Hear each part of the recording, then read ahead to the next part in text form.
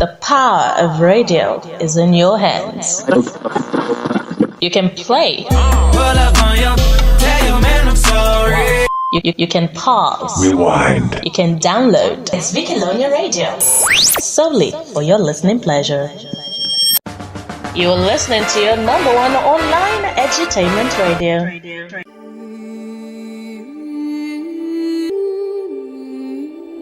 Did you know that the greatest gift you can give your family and the world is a healthy you? To learn about your health and get tips to maintain a healthy lifestyle, tune in to Health Focus on Vicalonia Radio at 10 a.m. on weekdays.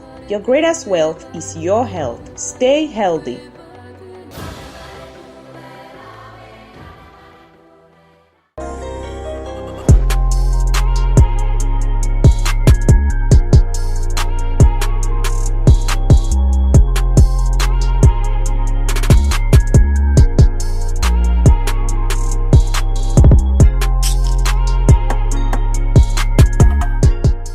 Good morning, dearest listener. Welcome to Health Focus on Vicalonia Radio. I hope your morning is going smoothly.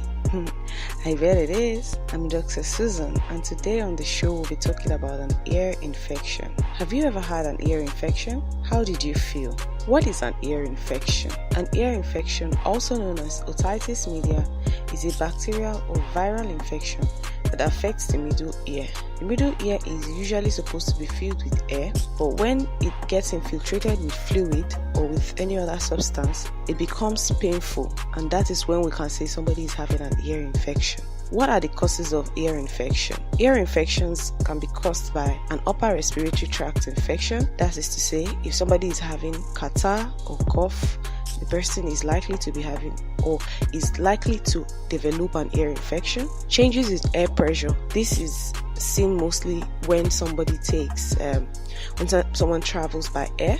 This is because changes in altitude, when you move from one altitude to another, it causes changes in air pressure, which can exert an unusual pressure on the ear and cause an ear infection. Another cause of an ear infection is swimming in polluted water. When this polluted water gets in contact with the ear, it can get into the middle ear and cause an ear infection.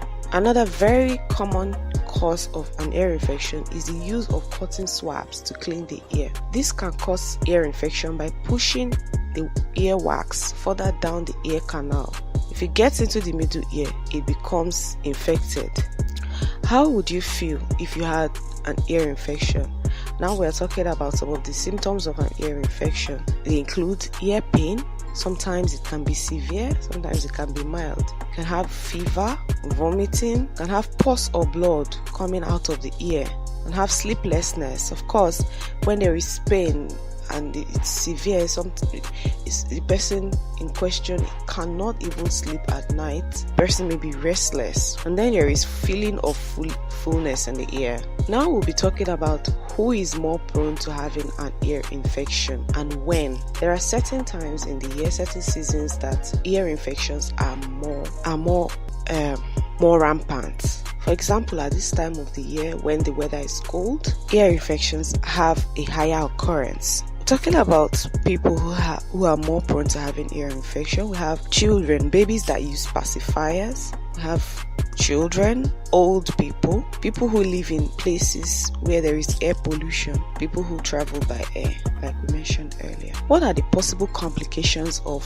otitis media or ear infection? Otitis media can affect hearing. It can lead to hearing loss if it's not treated on time. It can spread to the brain and become a brain infection. It can tear the eardrum. All these are what will eventually come out of it if it is not treated as a matter of urgency and it begins to spread. What are some home remedies or palliative measures to take when somebody is having an ear infection? It is very important to note that when you have an ear infection, you should visit the ear, nose and throat specialists. We call them the otorhinolaryngologists. The ear, nose and throat specialists will examine the ear and treat holistically whatever the problem is. But there are things you can do to find relief, or things you can, sometimes it's something that kind of starts off in the night So there are things you can do at home to get relief before you go to the hospital. Some of these things include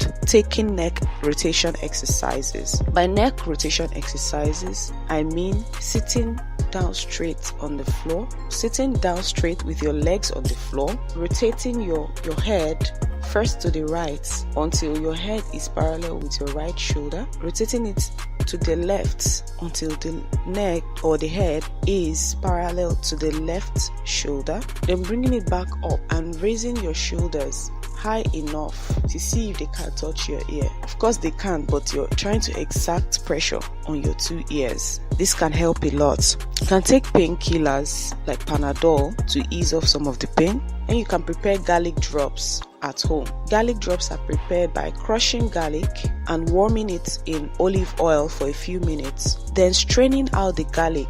That's how you prepare garlic drops. When you have strained out all the garlic from the olive oil, you drop some of the oil into the affected ear canal. You can sleep in an elevated head position. What I mean by this is when somebody is having an ear infection, it's advisable not to lie straight. You can elevate the head by placing about 2 or more pillows, depending on how full they are, so that the person's head is a bit higher than the rest of the body during sleep. This can give a lot of relief and help the fluid to drain out from the ear. Take lots of bed rest. It is very important when someone is having an ear infection to take a lot of bed rest. It aids the pressure in the ear to reduce, and it also helps the pains to subside. Increase fluid intake. Taking fluid, the position of fluid in managing ear infection cannot be overemphasized. Taking fluid helps to reduce the pressure and increase fluid drainage from the ear. Remember to visit the ear, nose and throat specialists once you can.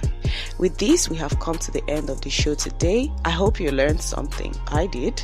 Stay healthy and keep listening to Vicky Lonia Radio.